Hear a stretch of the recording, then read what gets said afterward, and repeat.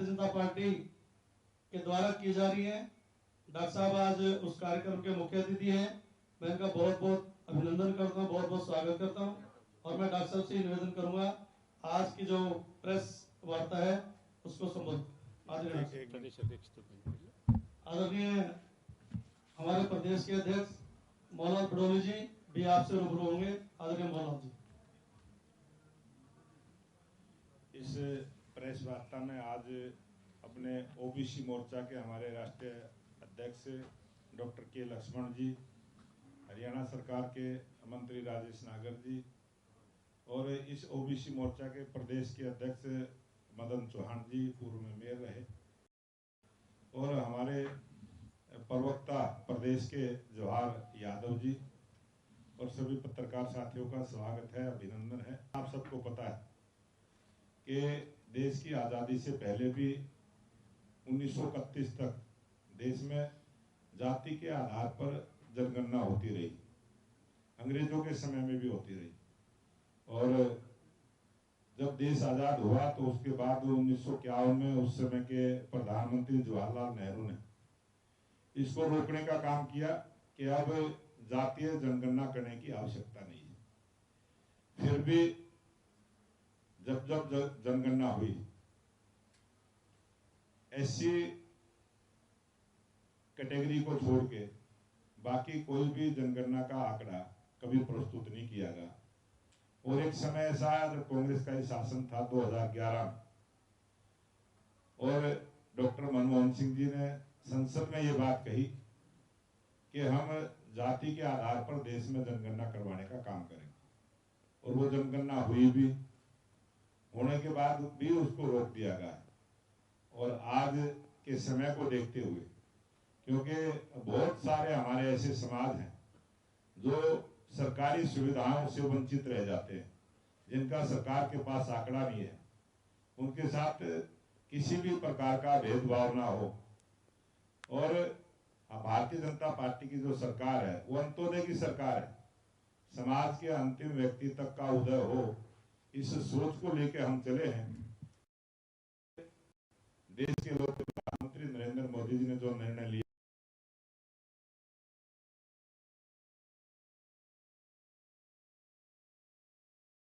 जनगणना क्यों जरूरी है और ये कैसे हो, इन सब विषय को लेकर मोर्चे के राष्ट्रीय अध्यक्ष डॉक्टर के लक्ष्मण जी पूरे विषय को रखेंगे।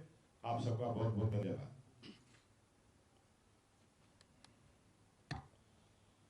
हमारे प्रदेश के अध्यक्ष मोहनलाल जी और हमारे मंत्री राजेश नागर जी, मदन चौहान जी, जवाहर यादव जी, पत्रकार बंधु साथियों,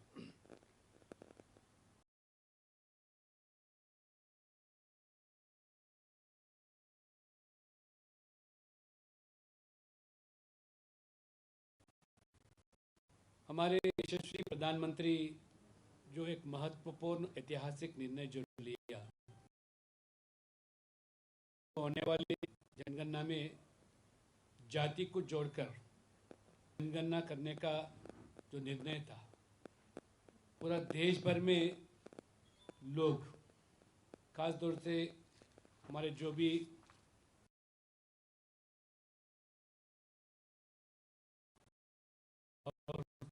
दलित, आदिवासी, ओबीसी समाज के लोग, धन्यवाद मोदी जी के नाम पर ये अभियान जो चला रहे हम, देश भर में लोगों को जागरूक करना चाहते हैं, क्योंकि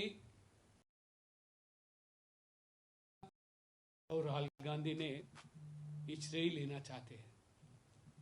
हम यही सीधा पूछना चाहते हैं राहुल गांधी जी को, आपके परिवार के तीनों सदस्य जब प्रधानमंत्री बने, लगभग 55 से लेकर 60 साल तक आपका सरकार बनी थी।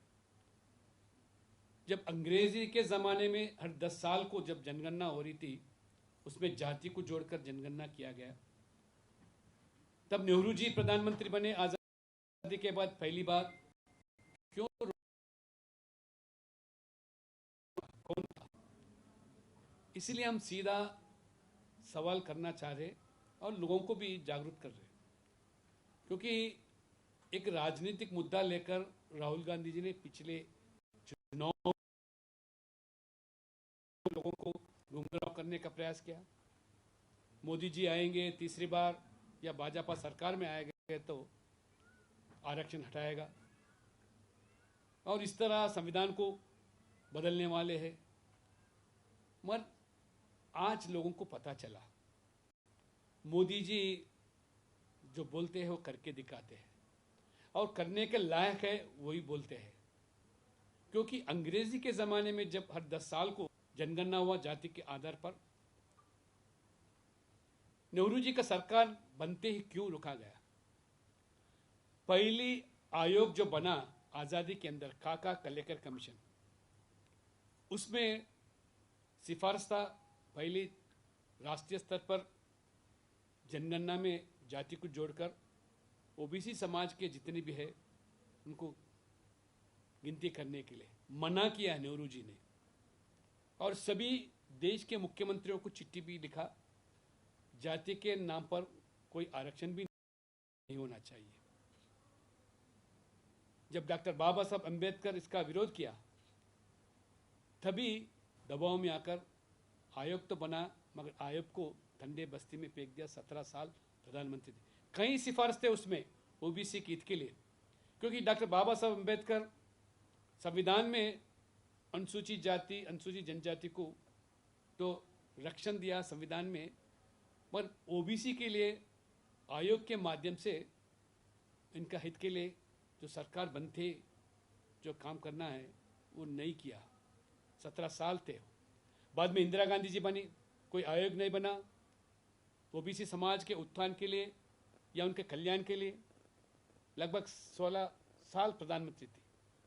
बाद में जब मोरारजी देसाई जनता पार्टी सरकार बनी, तब हम उनके समर्थक थे, हम उसमें भागीदार थे। तभी मंडल कमीशन का गठित हुआ, वो ओबीसी समाज के हित के लिए। मगर बदौलत से सरकार 2 साल में गिरने से उनका आयोग का कमीशन का कोई सिफारिश लागू नहीं हुआ।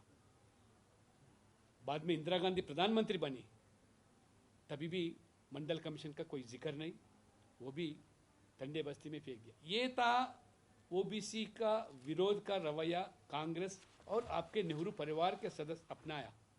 और मंडल कमीशन जब प्रस्ताव रखा गया वीपी सिंह के जमाने में, सख्त विरोध किया राजीव गांधी ने, ये विरोधी दल नेता के नाते, और बताया गया भी। 1 घंटा 40 मिनट उनका बयान था सदन में। ये जाति के नाम पर देश को बंटवारा करना चाह रहे ये वीपी सिंह ने, और जाति के नाम पे कोई आरक्षण होगा नहीं। अगर आरक्षण दिया गया तो आर्थिक रूप से जो परिवार गरीब है उन्हीं के नाम पे आरक्षण होना चाहिए। ये था कांग्रेस और राजीव गांधी का ये रवैया।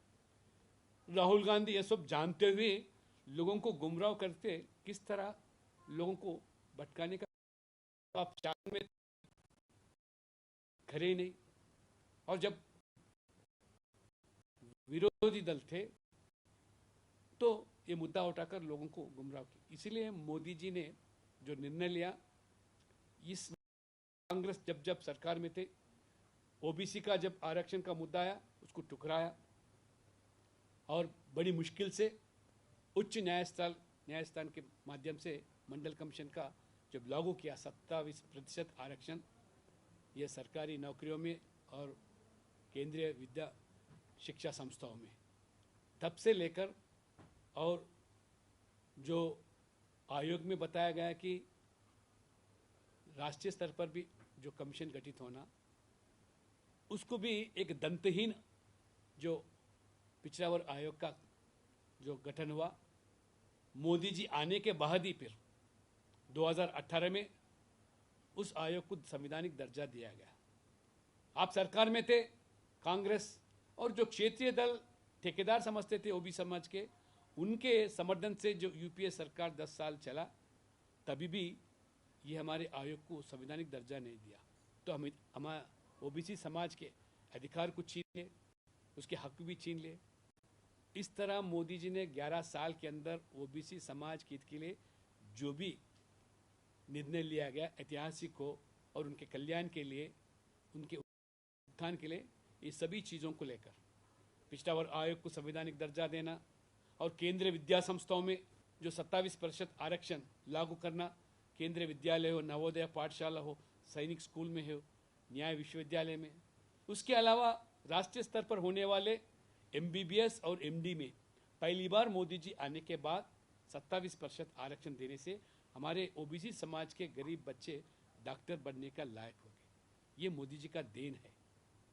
ये आप जब सरकार में थे क्यों नहीं किया, यही हम लोगों को बताना चाह रहे हैं। इस तरह प्रधानमंत्री विश्वकर्मा योजना के नाम पर 30 लाख परिवार को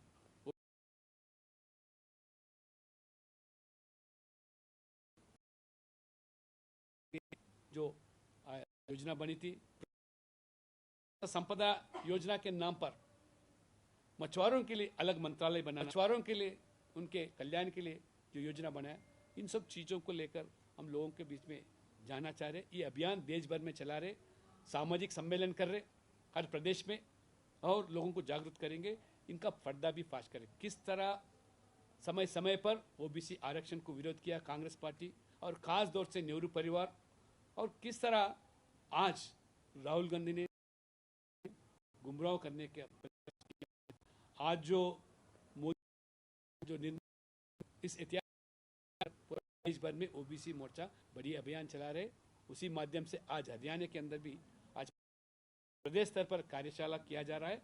बाद में हर जिला स्तर पर और सभी शहरों के अंदर बुद्धिजीवियों के साथ ये संगोष्ठी करना, सम्मेलन करना।